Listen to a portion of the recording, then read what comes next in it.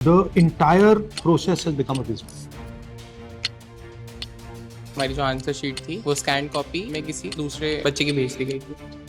अगर आपका रिजल्ट आया, आपने देखा कि आपके मार्क्स यहाँ पर बढ़ने चाहिए थे, you can apply for reevaluation. Rechecking करने के लिए प्रोसेस क्या है कि पहले first you have to apply for the digital scanned copy of the answer sheet. And उसके लिए आपको पेमेंट करनी पड़ती है? Yes, 100 rupees per subject.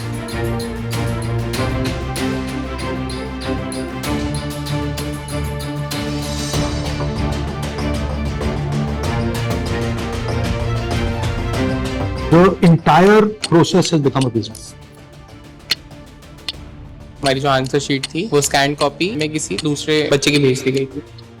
अगर आपका रिजल्ट आया, आपने देखा कि आपके मार्क्स यहाँ पर बढ़ने चाहिए थे, you can apply for reevaluation. Rechecking करने के लिए प्रोसेस क्या है कि पहले first you have to apply for the digital scanned copy of the answer sheet. And उसके लिए आपको पेमेंट करनी पड़ती है? Yes, 100 rupees per subject. Then after that justify करना पड़ेगा आपको कि आपके यहाँ पर मार्क्स बढ़ने चाहिए थे, बट सीबीएसई ने या फिर चेकर ने आपको उतने मार्क्स नहीं दे रखे हैं। Then you have to apply for totalling. यहाँ पर एक प्रॉब्लम है कि अगर मुझे लगता है कि मेरे टोटलिंग में एरर ही नहीं है, बट वो मैंडेटरीली मुझे 100 रुपीज वापस देने पड़ेंगे totalling. Then after that totalling I have to apply 25 rupees per question. And how many questions normally will someone apply for? I guess अभी जो प्रॉब्लम आ रही है, they can apply for all the questions. So how many total questions? 35 around questions होते हैं। So huge amount of money. Huge amount of money is doing. involved. If evaluation is not happening properly, why I have to give money for re-evaluation? How many people who applied for re-evaluation? 25% of students have applied for re-evaluation this year. This is the first. And how many of them have they said something was wrong? 2.5 lakh total बच्चे fail हुए हैं। तो जितने बच्चों ने री evaluation के लिए अप्लाई करा है, बहुत लोगों को तो शीट्स मिल चुकी हैं। जो लोगों को शीट्स मिल चुकी हैं वो वेट कर रहे हैं कि अब वो री इवैल्यूएशन का पोर्टल वापस से खुले, जो मेरे ख्याल से 1 जून को खुलेगा, तो वो बता पाएंगे कि उनकी कहाँ पे वो क्वेश्चंस के लिए अप्लाई कर पाएंगे। बहुत बच्चों को भी शीट्स मिली भी नहीं है।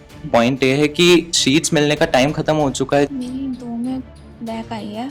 उसके बाद फिर मैंने फोटोकॉपी के लिए अप्लाई करा था, पर मेरा जितनी भी बार मैंने अप्लाई करा, मैंने अपना और मेरी फ्रेंड का अप्लाई करा था, उसका तो हो गया, पर मेरी पेमेंट का इशू आ रहा था बार बार। अभी तक नहीं हुआ? नहीं। This is what we are seeing, not just in NEET, in CBSE, everywhere, that you have financialized the education system.